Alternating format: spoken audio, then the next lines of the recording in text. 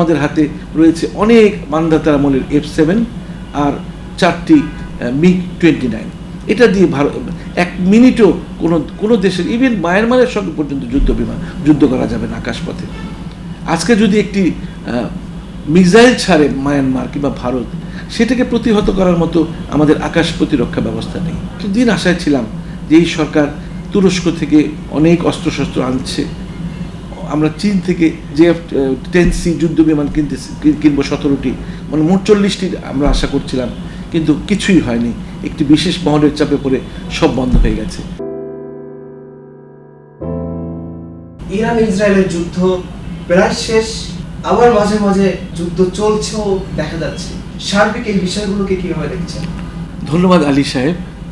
আমরা গোটা বিশ্ববাসী বেশ কয়েকটা যুদ্ধ কিন্তু ইতিমধ্যে আমরা দেখলাম।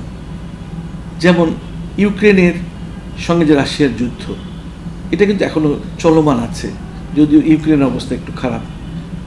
তারপরে দেখলাম এবং দেখে যাচ্ছি গাজায় ইসরায়েলি বর্বরতা, যুদ্ধ এখনো চলছে।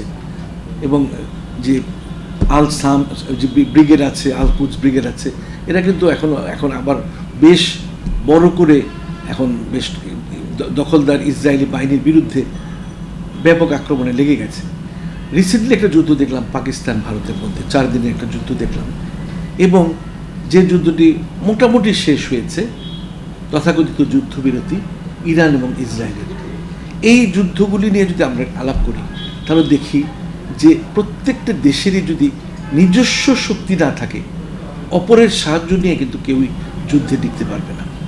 যেমন আজকে যদি ইউক্রেনের যুদ্ধ নিয়ে আলোচনা করি, ইউক্রেনের যদি হাতে একটি পারমাণবিক বোমা থাকতো, তাহলে কিন্তু রাশিয়া কখনোই ইউক্রেনকে আক্রমণ করতো না। সুতরাং সেলফ ডিফেন্স একটা খুবই বড় ব্যাপার। সমগ্র পশ্চিমা দুনিয়া, যুক্তরাষ্ট্র ইউক্রেনকে সহযোগিতা করে যাচ্ছে, তারপরও কিন্তু যুদ্ধে পারছে না, কারণ রাশিয়া একটা বিশাল শক্তি। কারণ যদি ইউক্রেনের হাতে একটি পারমাণবিক বোমা থাকতো, তাহলে এই যুদ্ধটি এত প্রলম্বিত হতো না, রাশিয়া যুদ্ধ বন্ধ করে সিজফায়ার করে ফেলত। কারণ একটি পারমাণবিক বোমাই একটি দেশকে ধ্বংস করার জন্য যথেষ্ট। আমি হিরোশিমায় গিয়েছি, দেখেছি একটি পারমাণবিক বোমার ধ্বংসযজ্ঞ কত ভয়ঙ্কর হতে পারে। আমরা যদি পাকিস্তান এবং ভারতের যুদ্ধ দেখি, তাহলে যুদ্ধটা কিন্তু আকাশপথেই হয়েছে। বর্ডার ক্ল্যাশ খুব একটা হয়নি, সৈন্য যুদ্ধ হয়নি। এখনকার যুদ্ধগুলি কিন্তু আকাশপথে হচ্ছে। এবং পাকিস্তানের যে চীন থেকে যে যুদ্ধ বিমানগুলিকে তারা সংগ্রহ করেছে, যেমন যে মানে F-10 আমরা J-10C বলি, JT-10C বলি, এটা চিন্দু বিমান একটা কর্পোরেশনের একটা তৈরি। সেই যুদ্ধ বিমান কিভাবে ভারতের যে রাফায়েলকে পর্যন্ত পর্যদস্ত করেছে, রাফায়েল ধ্বংস করেছে, রাশিয়ার SU-30কে ধ্বংস করেছে, তারপরে MiG-29কে ধ্বংস করেছে। অর্থাৎ এখন যুদ্ধ কিন্তু আকাশপথে হয়। কিন্তু আমরা ইরানের দিকে যদি তাকাই, ইরান কিন্তু শুধু মিসাইলের দিকেই তারা মনোনিবেশ করেছিল, নতুন মিসাইল তৈরি করেছে, কিন্তু তাদের আকাশপথ ছিল সম্পূর্ণ অরক্ষিত।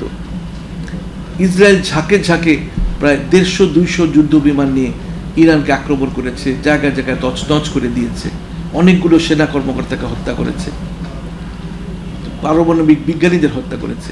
কিন্তু আমরা পুরো যুদ্ধের এই 12 দিনের যুদ্ধটা দেখেছি, ইরানি বিমান বাহিনী এতই দুর্বল যে তারা ইসরায়েলের যুদ্ধ বিমান একটা ডগ ফাইট হয় আকাশে, একটা ডগ ফাইটও হয়নি। এবং আকাশ প্রতিরক্ষা ব্যবস্থা ইরানের এত দুর্বল ছিল যে ওরা কোনো বিমানকে ধ্বংস করতে পারেনি, যদিও দাবি করেছিল যে F-35কে তারা 3টি F-35কে তারা ধ্বংস করেছে, কিন্তু তার প্রমাণ কিন্তু দিতে পারেনি, যদিও বলেছিল প্রমাণ দিতে হবে। তাহলে আমরা দেখছি যে আকাশ প্রতিরক্ষা এখন আকাশে যুদ্ধ হচ্ছে। পাকিস্তানে ভারতে তাই দেখেছি আমরা, আকাশে যুদ্ধ হয়েছে। এবং তুরস্ক যে নতুন সিস্টেম দিয়েছিল যে ব্লক করে দেওয়া, একেবারে এমনভাবে ব্লক করে দিয়েছিল যে ভারতীয় যুদ্ধ বিমান কিন্তু পাকিস্তানের আকাশ সীমায় ঢুকতেই পারেনি, জ্যামিং সিস্টেম যেটাকে আমরা বলি।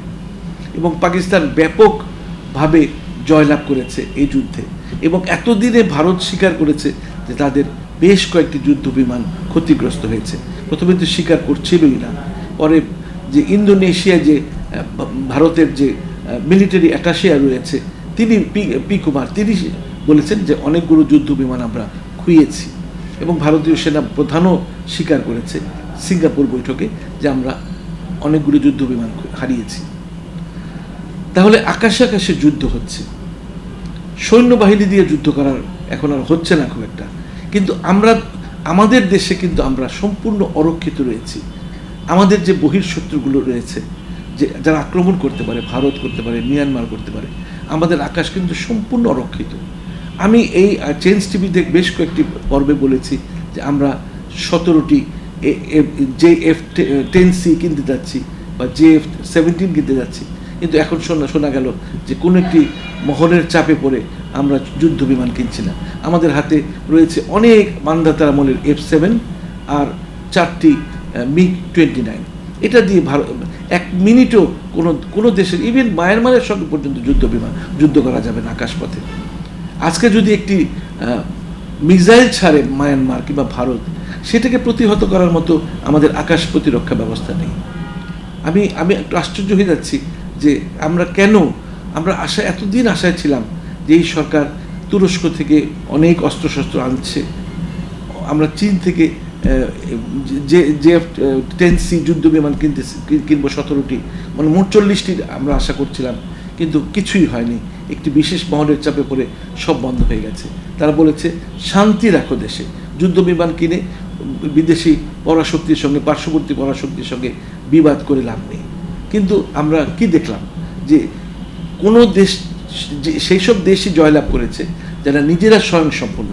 আপনি দেখেন যে ইউক্রেনের সঙ্গে যে রাশিয়ার যুদ্ধ হয়েছে, তাতে ইরান প্রচুর পরিমাণে এই যে আপনার ড্রোন দিয়েছে, কামিকাজি ড্রোন দিয়েছে, মিসাইল দিয়েছে, কিন্তু ইরানের বিপদের সময় কিন্তু রাশিয়া কোনো আকাশ প্রতিরক্ষা ব্যবস্থা বা যুদ্ধ বিমানকে কিভাবে ঠেকানো যায় তার কোনো রকমের উপকরণ দেয়নি, শুধু নীতিগত সমর্থন দিয়েছে।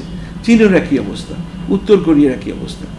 শুধু মিসাইল দিয়ে হয়তো আপনার তেল আবিবকে, হাইফাকে, জেরুজালেমের কিছু অংশকে ধ্বংস করতে পেরেছে ইরান, কিন্তু ইরানের যে ক্ষতি হয়েছে, 955 জন শহীদ হয়েছে, সেটা কিন্তু ইরানের কাছে যদি সাফিসিয়েন্ট আকাশ প্রতিরক্ষা ব্যবস্থা থাকতো, লেটেস্ট যুদ্ধ বিমান থাকতো, তাহলে কিন্তু এই ইসরায়েলের যুদ্ধ বিমানকে এবং ইরানের আকাশকে তারা নিরাপদে রাখতে পারতো এবং এত লোকের মৃত্যু হতো না।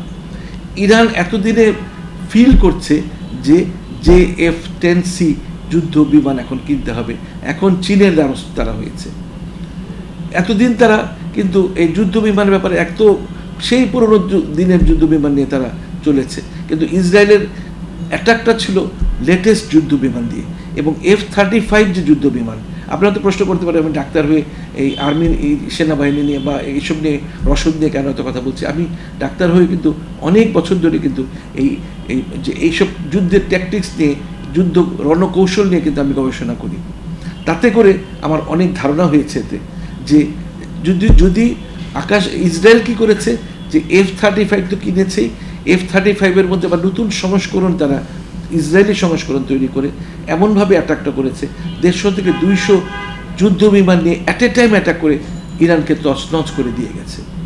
এবং আয়াতুল্লাহ খোমেনিকে খুব গোপন এক বাংকারে রাখা হয়েছিল, যার কথা কেউই জানতো না, তাদের টপ অফিসিয়ালরা পর্যন্ত জানতো না তিনি কোথায় আছেন।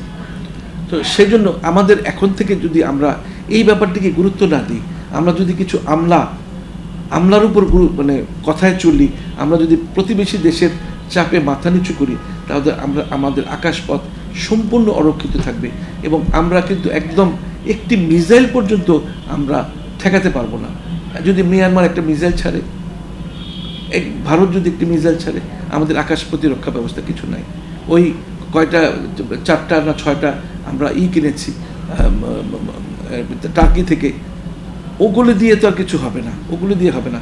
আমাদের আকাশ, আমাদের 18 কোটি থেকে 20 কোটি লোক, আমরা কিন্তু সম্পূর্ণ অরক্ষিত রয়েছি। এই অরক্ষিত থাকা আমাদের জন্য, এই যে আমাদের আকাশ সম্পূর্ণ নিঃশব্দে রয়েছে, কোনো যুদ্ধ বিমানের আওয়াজ নেই। আপনারা তো বলতে পারেন যে এইসবের পিছনে টাকা খরচ করে লাভ কি? একটা কথা সবসময় মনে রাখবেন, if you want to avoid war then prepare for it. আপনি যদি যুদ্ধকে বর্জন করতে চান, এড়াতে চান, তাহলে যুদ্ধের জন্য প্রস্তুত হন। সুইজারল্যান্ডের মতো একটি দেশ যে সম্পূর্ণ নিরপেক্ষ, তারও কিন্তু তার সেনাবাহিনী এমন অবস্থায় তাকে রাখে যে 45 মিনিটের মানে আহ্বানে তারা সঙ্গে সঙ্গে যুদ্ধ প্রস্তুতি নিতে পারে। কিন্তু আমাদের সেই রণকৌশল আছে, আমাদেরকে সেই মিসাইল রয়েছে, আমরা কি কোনো দেশের আক্রমণকে ঠেকাতে পারবো? ইভেন মায়ানমার যেখানে যুদ্ধ বিধ্বস্ত, তাদের আক্রমণকে আমরা ঠেকাতে পারবো না। সুতরাং আমাদেরকে এই ব্যাপারে যদি এখনই আমরা তৎপর না হই, তাহলে কিন্তু আমাদের সামনে আমাদের নিরাপত্তার দিকটা আমাদের খুবই আমরা অনিরাপদ হয়ে রয়েছি। আমাদের আকাশপথ সম্পূর্ণ অনিরাপদ রয়েছে। এটা সরকারকে ভাবতে হবে। আমলাদের কথায় বা কোনো বিদেশি গোয়েন্দা সংস্থার কথায় আমরা যদি চলি, তাহলে কিন্তু আমরা সম্পূর্ণ অরক্ষিত থাকবো। changetv.press, এক ফোঁটা হলুদও নেই।